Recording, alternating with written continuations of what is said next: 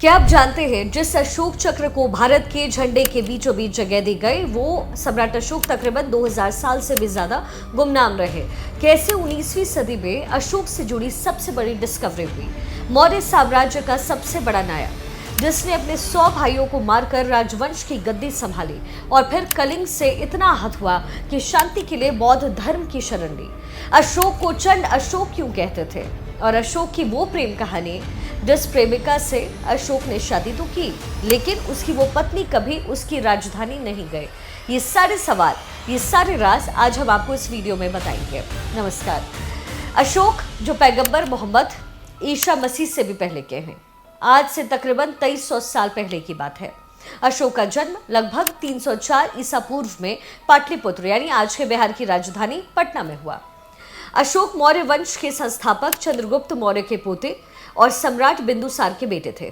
कहते हैं कि अशोक अपने भाइयों में सबसे प्रतिभाशाली और साहसी थे, लेकिन उनकी खुरदरी त्वचा होने की वजह से पिता उन्हें कम पसंद करते थे और शायद इसका दूसरा कारण यह भी था कि अशोक की मां धर्मा रानी तो थी मगर क्षत्रिय कुल से नहीं थी।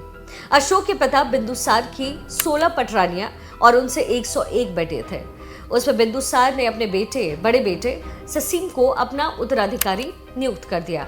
युवराज बनने के बारे में भी अशोक का नाम नंबर दूर दूर तक कहीं नहीं आया, लेकिन फिर भी अशोक ने अपनी बुद्धिमत्ता और युद्ध कौशल से सबका ध्यान खींचा।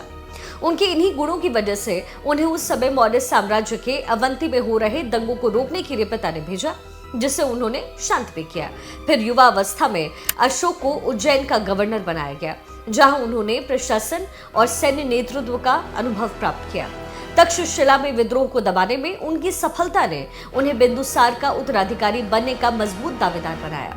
बिंदुसार की मृत्यु के बाद 269 ईसा पूर्व में अशोक मौर्य साम्राज्य के सम्राट बन गए, लेकिन उनका राज्याभिषेक 4 साल बाद हुआ। शुरुआती शासन में अशोक को चंड अशोक यानी क्रूर अशोक कहा गया, क्योंकि उन्होंने अपने भाइयों को रास्ते से हटाकर सत्ता हासिल की। बौद्ध लेखों के मुताबिक राज्य गद्दी के लिए अशोक ने अपने सगे 100 भाइयों की हत्या की।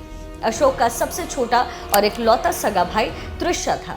सभी भाइयों में वही एक जिंदा बचा भी। सम्राट अशोक की प्रेम कहानी उनकी पहली पत्नी देवी के साथ जुड़ी हुई है। अशोक को बैसनगर यानी आज के विदिशा में देवी नाम की महिला से पहली नजर में प्यार हो गया। तब वो उज्जैन के राजप्रतिनिधि थे। देवी एक शाक्य वंशी साहूकार की बेटी और बौद्ध धर्म की अनुयायी थी।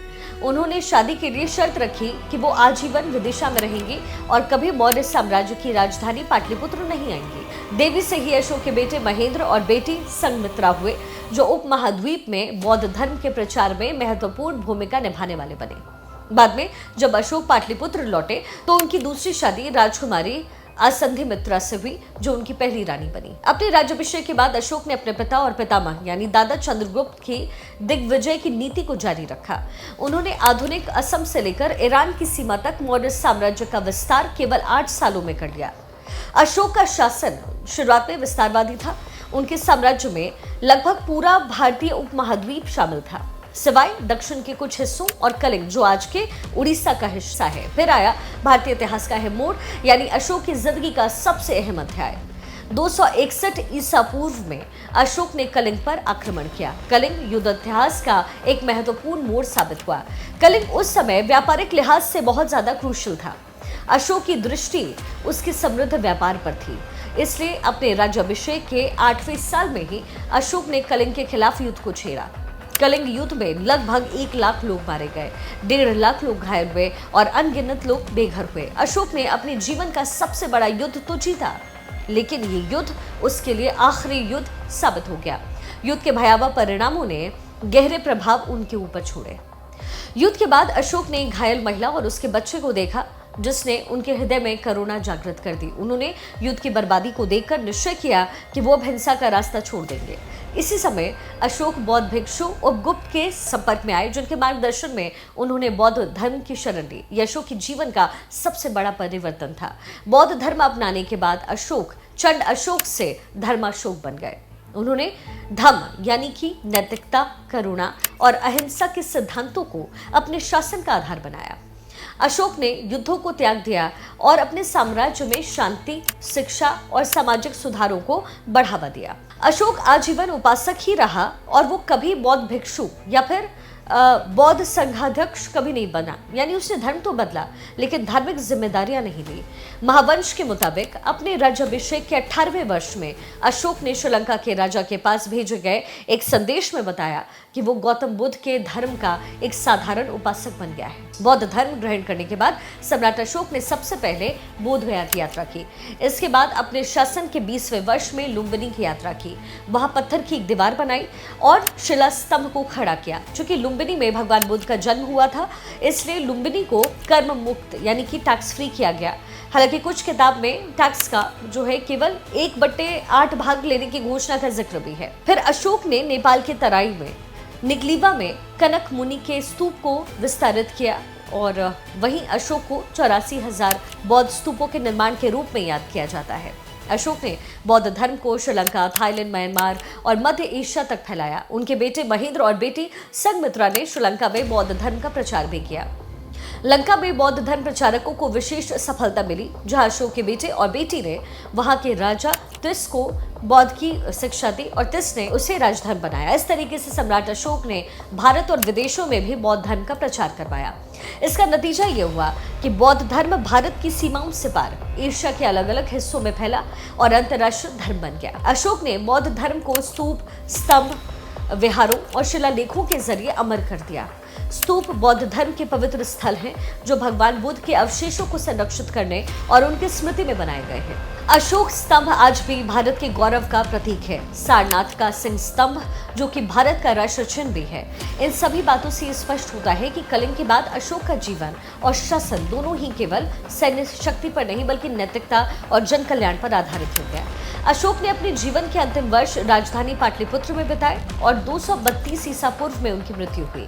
और अशोक की मृत्यु के बाद से ही अहिंसा जैसे कारणों से मौर्य साम्राज्य का भी पतन शुरू हो गया और वक्त के गुजरते सालों के साथ अशोक भी इतिहास के रेत में दफन हो गए।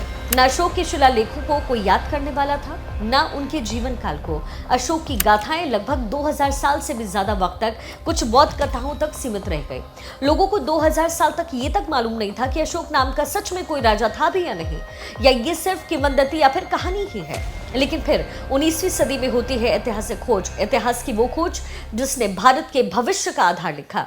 जिस अशोक की कहानी मौर्य काल के बाद धीरे धीरे इतिहास के पन्नों में खो गई, 19वीं सदी में ब्रिटिश पुरातत्वविदों ने उनकी विरासत को फिर से जीवित किया। दरअसल 19वीं सदी में सम्राट अशोक की पुनर्खोज और उनके शिलालेखों की ब्रह्म लिपि को डिकोड करना भारतीय इतिहास के लिए पुनर्लेखन में एक महत्वपूर्ण घटना के रूप में देखा गया, क्योंकि 19वीं सदी तक भारतीय ग्रंथों में अशोक का उल्लेख अस्पष्ट था और उनके शिलालेखों को समझने का कोई स्पष्ट जो है साधन भी नहीं था। 1757 में पलासी की लड़ाई के बाद ब्रिटिश ईस्ट इंडिया कंपनी ने भारत के इतिहास, संस्कृति और भूगोल को समझने के लिए व्यापक सर्वेक्षण शुरू किया। इस दौरान पुरातात्विक स्थल और शिलालेखों की खोज पर ध्यान केंद्रित हुआ। 19वीं सदी की शुरुआत में अशोक के शिलालेखों और स्तंभ अलग अलग जगहों पर मिलने शुरू हुए। 1815 में सर्वेयर जनरल कॉलिन मैकेंजी ने सारनाथ में अशोक के अवशेषों की पहचान की और 1830 के दशक में अलेक्जेंडर कलिंगम ने आगे की खुदाई की। और इसमें सबसे अहम ये रहा साल 1837, जब अंग्रेज विद्वान जेम्स प्रिंसेप ने ब्रह्मलिपि को डिकोड कर दिया। अशोक के अधिकांश शिलालेख ब्रह्मलिपि में लिखे गए थे, जो उस समय अपठनीय थे, यानी पढ़े नहीं जा सकते थे। उसे समझना 19वीं सदी में बड़ी चुनौती थी, क्योंकि ये लिपि प्राचीन भारत में व्यापक थी।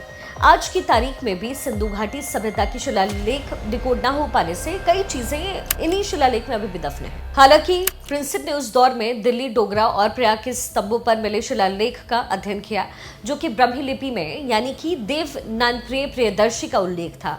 प्रिंसेप ने इस नाम को अशोक से जोड़ा और फिर पूरी जो पहेली थी वो सुलझती चली गई। इससे पहले देवनागरी को एक अज्ञात राजा माना जाता था। ऐसे शिलालेख दिल्ली, गुजरात, उड़ीसा और कई स्थान पर मिले। अशोक की पुनर्खोज 19वीं सदी में ब्रिटिश पुरातत्ववेताओं और विद्वान, विशेष रूप से जेम्स प्रिंसेप के प्रयास से हुई।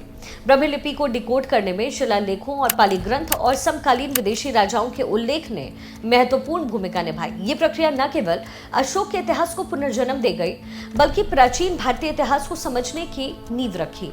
आज के भौगोलिक बिहार से अशोक का गहरा जुड़ाव रहा, क्योंकि मौर्य साम्राज्य की राजधानी पाटलिपुत्र पटना थी। बिहार अशोक के जीवन और शासन का केंद्र रहा। अशोक का जन्म और शासन पाटलिपुत्र में हुआ और यहीं से पूरे उपमहाद्वीप पर उन्होंने शासन किया। बिहार के बोध गया, जहां बुद्ध को ज्ञान प्राप्त हुआ, नालंदा जो बौद्ध शिक्षा का केंद्र बना, अशोक के समय में महत्वपूर्ण रहे। अशोक ने बोध गया में महाबोधि मंदिर की नींव रखी और बिहार के लौरिया, नंदगढ़ और वैशाली में अशोक के स्तंभ आज भी मौजूद हैं। ये उनके धर्म के प्रचार के प्रमाण हैं। अशोक के शासन ने बिहार को बौद्ध धर्म का वैश्विक केंद्र बनाया, जिसका प्रभाव आज भी बिहार की संस्कृति और इतिहास में आपको मिलेगा। अशोक की कहानी एक क्रूर योद्धा से शांति के दूत बनने की प्रेरणादायक यात्रा है। कलिंग युद्ध ने उनके जीवन को बदला और बौद्ध धर्म ने उन्हें विश्व इतिहास में अमर कर दिया। 19वीं सदी में उनकी खोज ने भारत की गौरवशाली अतीत को फिर से उजागर किया। बिहार, विशेष रूप से पाटलिपुत्र, अशोक के जीवन का हृदय रहा। उनकी विरासत आज भी हमें अहिंसा, करुणा और जन कल्याण का पाठ पढ़ाती है।